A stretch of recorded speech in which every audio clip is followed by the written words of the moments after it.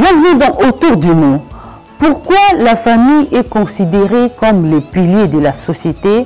Vous aurez la réponse tout à l'heure avec notre expert, le pasteur Timothée Kabasele, qui nous parle bien sûr de la famille. C'est parti pour ces nouveaux numéros. La famille, ça vient du mot latin qui dit familius, qui veut dire serviteur. Ça parle des membres d'une maison. Quand on voit les membres d'une maison, ceux qui sont liés par les liens du sang, et les serviteurs, et même jusqu'aux chiens. Ça peut aller jusqu'aux animaux des compagnies. Mais en Afrique, on va un peu plus loin. Quand on parle de la famille, on voit aussi les oncles, les tantes, les neveux. Tout ça, c'est la famille élargie. Les membres d'une famille doivent d'abord s'aimer. Ils doivent s'aimer, ils doivent être complices, ils doivent se protéger. Les uns les autres, ils doivent se protéger. Le père, lui, c'est lui le garant de la nation, c'est lui qui a été à l'origine, c'est lui qui est allé vers la femme, c'est lui qui doit protéger la famille, c'est-à-dire la maman et les enfants. C'est le père aussi, selon la Bible, selon la sagesse de Salomon, c'est le père aussi qui donne les instructions de la famille, c'est-à-dire qui donne les grandes lignes à suivre dans la famille. Le rôle de la mère, c'est de prendre ces instructions et de les détailler. C'est-à-dire parce que c'est la mère qui s'occupe de l'éducation des enfants, jour après jour, dans les petits détails, c'est elle qui suit. Donc elle prend la vision du père et elle dissèque cela dans les enseignements qu'elle donne aux enfants. C'est comme ça que dans la Bible on dit qu'on demande aux enfants de ne pas oublier, un enfant intelligent ou un enfant sage ne doit pas oublier l'instruction du père et l'enseignement de la mère. Alors les enfants, eux, ils doivent obéir. Et c'est les premiers commandements auxquels sont attachées des promesses. On dit aux enfants d'obéir, d'être soumis aux parents. Ils doivent obéir pourquoi? Parce que l'éducation qu'ils reçoivent, c'est ce qui assure la pérennité de la famille, les valeurs de la famille et même la pérennité d'une communauté ou d'une nation. Ce sont les enfants qui sont l'avenir de la famille et de la nation. Dieu a une grande vision pour la famille. Quand vous lisez la Bible, vous allez voir que Dieu travaille avec les familles.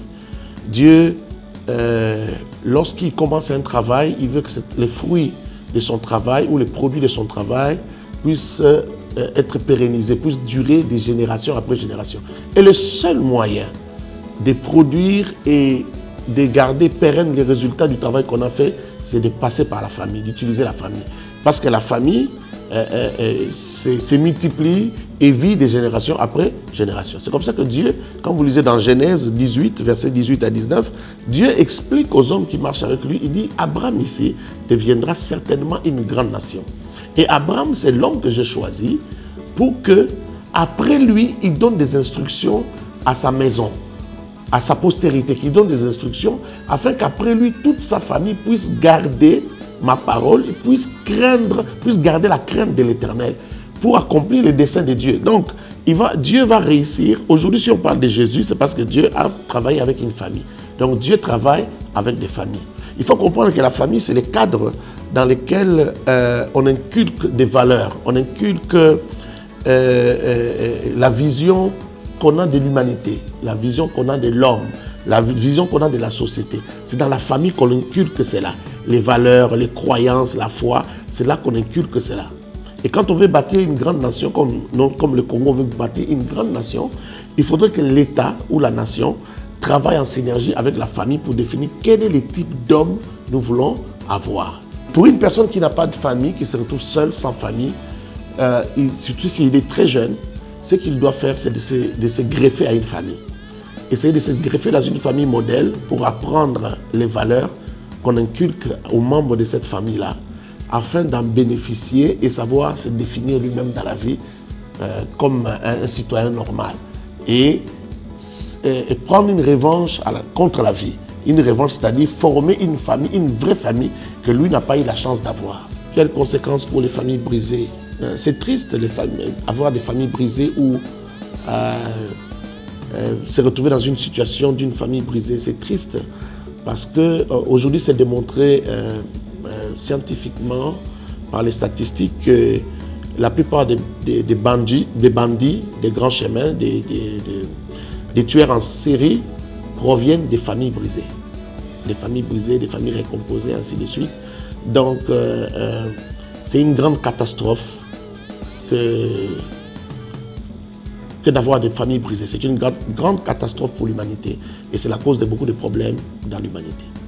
J'aimerais faire un appel à tous de protéger la famille. Il faut protéger la famille et il faut éduquer la famille, c'est-à-dire éduquer les éducateurs de la famille, c'est-à-dire père et mère. Il faut les former, les préparer à leur rôle, à leur responsabilité d'éduquer les enfants, d'inculquer les valeurs qu'il faut et les croyances qu'il faut aux enfants. Donc c'est très important de prendre soin de ceux qui forment les familles de demain. Et j'aimerais faire appel surtout aux hommes de Dieu, aux serviteurs de Dieu et aux décideurs politiques aussi, pour prendre soin des familles et forger l'enseignement ou l'éducation que les pères et mères doivent donner aux enfants pour l'avenir de notre nation et l'avenir de l'Évangile. La famille, c'est sacré, dit-on. C'est pourquoi protégez votre famille, prenez bien soin d'elle, quelle que soit votre condition sociale, parce que c'est la meilleure chose que vous avez. À très bientôt.